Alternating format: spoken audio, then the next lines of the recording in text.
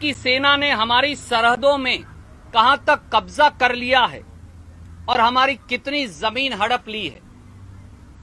सेना के पूर्व अधिकारी भी मोदी सरकार को लगातार आगाह कर रहे थे कि स्थिति गंभीर है, वह सरकार को सावधान हो, कार्यवाही की आवश्यकता है। मगर लापरवाह और नाकाम सरकार अपने राजनीतिक जलसों, चुनावी लड़ाइयों, विपक्ष की सरकारें गिराने के षड्यंत्रों में व्यस्त रही और सीमा की सच्चाई देश से छिपाती रही। दुख से कहना पड़ता है कि केंद्रीय भाजपा सरकार की प्राथमिकता में देश नहीं, अपने दल की सत्ता मात्र है। मोदी सरकार में सूचनाओं पर पाबंदी है और सवालों पर पाबंदी है और सूचनाओं पर तालाबंदी है। आज देश से सब कुछ छिपाया जा रहा है, पर क्या मोदी सरकार के पास उन माओं के लिए कोई जवाब है जिन्होंने देश की रक्षा में अपने लाडले बेटों की कुर्बानी दी है? क्या उन पत्नियों के लिए कोई जवाब है जिन्होंने भारत मां की रक्षा करने के लिए अपने सिंदूर को खोया है? क्या उन बच्चों के लिए कोई जवाब है जिनके सर से पिता का साया उठ गया है?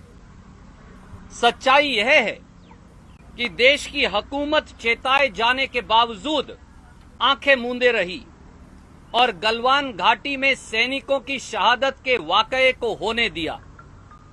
चीन ने भारत की सरजमी पर कब्जा कर लिया, उसकी रक्षा करते हुए हमारे सैनिक वीरगति को प्राप्त हो गए। हमारे शहीदों में शहादत की को सलाम करते हुए भारतीय राष्ट्रीय कांग्रेस की ओर से हम फिर दोहराते हैं कि राष्ट्रीय सुरक्षा व देश की भूभागीय अखंडता के हर मुद्दे पर देश के 130 करोड़ नागरिक सरकार के साथ हैं और खड़े हैं, पर मोदी सरकार को देश को विश्वास में लेना होगा। प्रधानमंत्री श्री नरेंद्र मोदी जो बात बात पर ट्वीट करते हैं, आज देश के सामने आकर मोदी जी को सच्चाई बतानी होगी कि चीन ने हमारी सरजमी पर कब्जा कैसे किया, हमारे 20 सैनिकों की शहादत कैसे हुई। मौके पर आज की स्थिति मोदी जी क्या है? क्या हमारे सैन्य अधिकारी और सैनिक आज भी लापता हैं? हमारे कितने सैन्य अधिकारी व सैनिक गंभीर रूप से घायल हैं और जीवन मरण की लड़ाई लड़ रहे हैं? चीन ने हमारे कितने हिस्से पर और कहां-कहां कब्जा किया है?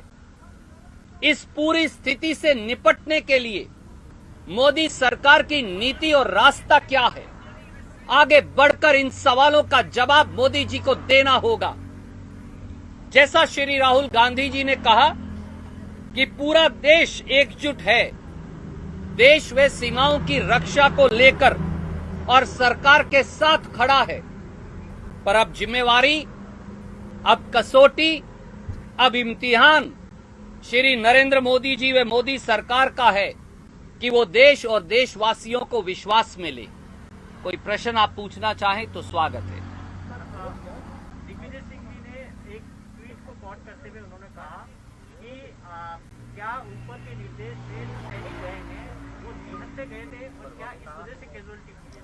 आदरणीय मित्र, मैं केवल सब देशवासियों को एक ही बात कहूंगा, आज भारत मां पर संकट है, आज देश के ऊपर संकट आया है।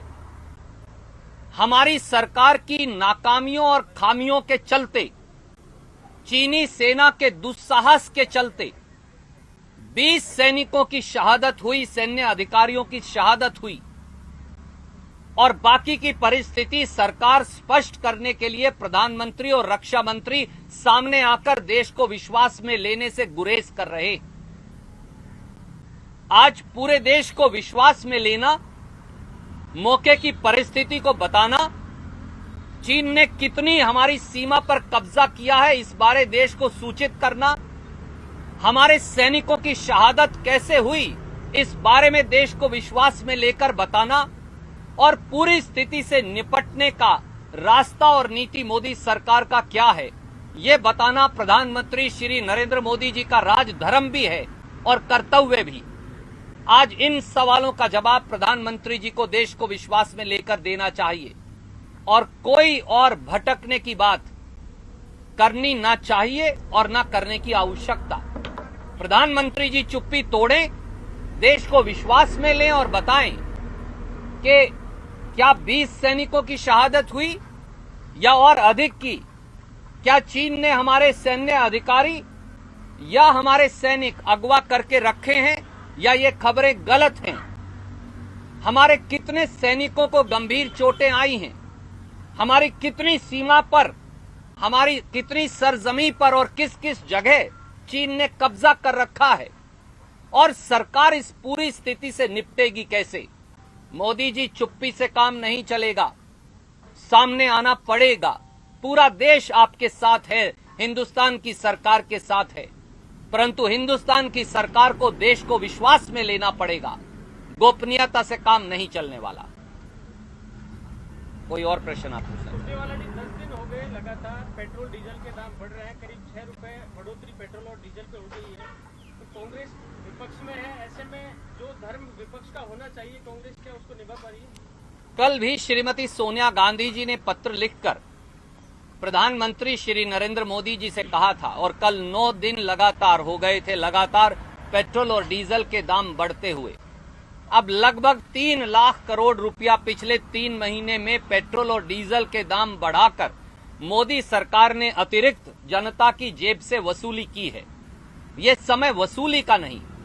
एक तरफ कोरोना महामारी की जंग और दूसरी तरफ हमारी सीमा पर पैदा हुई विकट स्थिति। ऐसे में जनता पर बोझ डालना क्या उचित है? नेशनल दस्तक की आपसे गुजारिश है कि अगर इसको बचाना चाहते हैं तो नेशनल दस्तक को सब्सक्राइब करने के लिए रेड कलर के सब्सक्राइब बटन को दबाएं, फिर बेल आइकन की घंटी दबाएं। नेशनल दस्तक को बचाने के लिए बहुत जरूरी है कि हर खबर को शेयर करें, लाइक करें, कमेंट जरूर करें।